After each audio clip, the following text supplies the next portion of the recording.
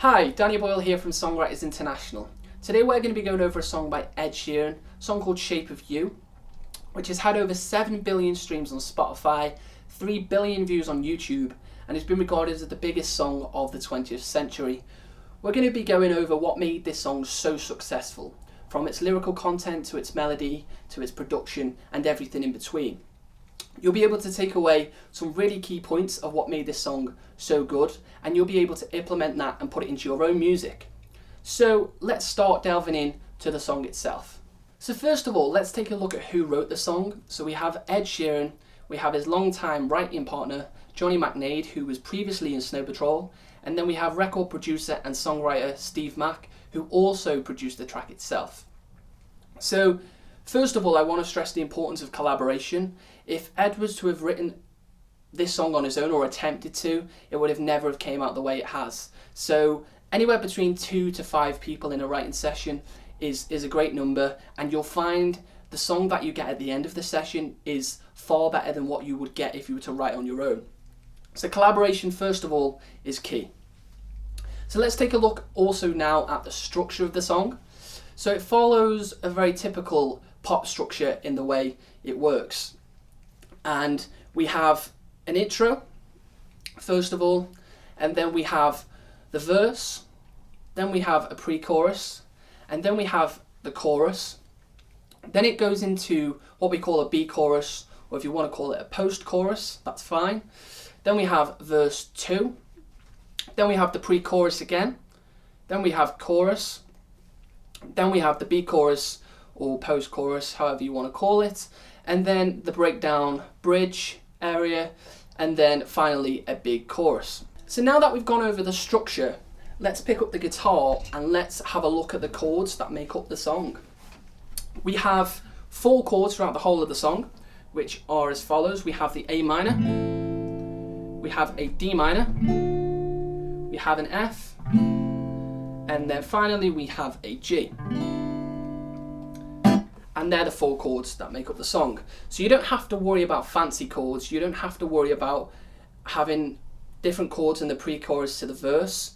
You can keep it simple and just add a ton of different melody content and also lyrical content to divert and break away, so it doesn't feel, the same throughout the whole of the song. Although the chords are the same, a lot of people aren't listening to that, they're listening to the melody hooks and the lyrical story. So yeah, don't be hung up about trying to find some really fancy chords and finding different progressions for different areas of the song. So one interesting thing they do with this song in terms of its chords, if you were to typically write this song, each chord would have 4 bars. So it would be something like this: 1, 2, 3, 4, 1, 2, 3, 4, 1, 2, 3, 4, 1, 2, 3, 4. But what they've done, each chord has been halved. So now actually with Shape of You, it's only got 2 bars per chord. So it's actually 1, 2, 1, 2, 1, 2, 1, 2. And it adds a lot more rhythm to it. So when you play it properly, it's like this.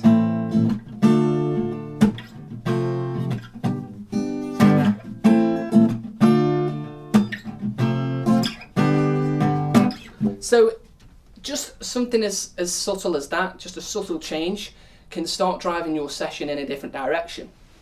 So something like that is great. And that's how it works with its chords. Very simple, and they just change how many beats you've got in each chord. So let's have a look at the melody work on this song and how it comes together, how it fits. So you've got great rhythm in the chord progression, and then Ed, Johnny and Steve put some great rhythm into the melody work.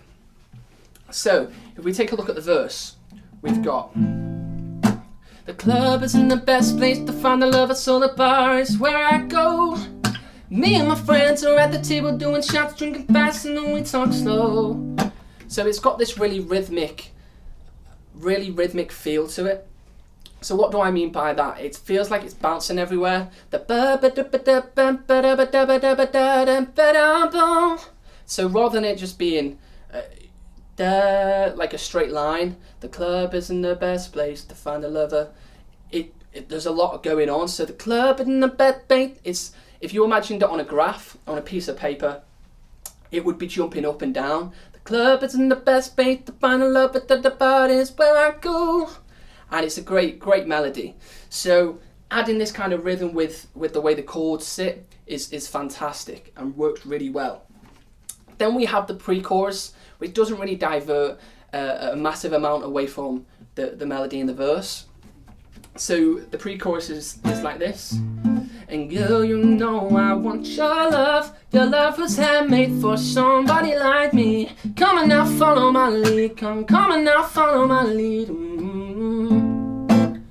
So you can see from its melody, transitioning from the verse into the pre, it doesn't do massive amounts. But what Ed does do is he has great lyrical content, and also on top of that, he adds, on the second half of the pre, he adds just a higher harmony vocal, which it just makes it feel like something is changing. Then what he does in the chorus is something like this. I'm in love with the shape of you. We push and pull like a magnet do. Although my heart is falling too. I'm in love with your body. So one thing he does here, or what the guys do when they've created this song, is the way the phrasing works is that at each end of each line, is that it kind of climaxes and finishes, ready to set up for the next line. So what I mean by that, if you hear you, to, do, they all fall on a chord when it's being pushed. So, I'm in love with the shape of you. We push and pull like a magnet do. Although my heart is falling too, I'm in love with your body. So the way you, to, they all sound very similar in their phrasing, but they also fall on the similar kind of bar per chord, which is fantastic, and it makes it sound really nice. So if you can add this kind of thing into your writing, you'll see just how well this can work. Let's go over that one more time, the way Ed does it in the chorus. I'm in love with the shape of you. We push and pull like a magnet do. Although my heart is falling too. So you can see how they all add up to form this great sound in its way of the way the melody sits. So go away and try that out. It's great. And then finally we have the post-chorus, or the B-chorus, whatever you wish to call it. And this is where it ever so slightly breaks out of the other parts of the song. So it goes into the oh why, oh why, oh why, oh why, I'm in love with your body. And then it carries on. But what he does with the oh why, it feels like it's rising. So again, if you imagined it on a graph, it feels like it's going oh why, oh why, oh why, oh why. It's rising slowly up that hill. So it feels like it's going somewhere, which is fantastic. If he doesn't break out of that melody ever so slightly, it might become a bit monotonous and a bit too much the same. So he breaks out of that great. And they're the kind of melodies that, you know, work really well in any song. So if you can go somewhere, especially more so with the chorus, go with a melody such as that where it feels it's rising and going up, that's really good work. So moving on, we're going to talk about the lyrical content of Shape of You and what makes it so good. When I first looked at the lyrics and heard the song, the lyrical content was what impressed me more so than, say, the melody work. So we're going to delve in and I'm going to tell you a bit more about that. So first of all, Ed sets a scene as a bar. And if you've got a song where you are setting a scene, wherever it be, a house or, you know, on the road or in a car, wherever it be, start trying to explain what it's like. So if we take, for example, a bar, we talk about what music there is. What does your drink taste like?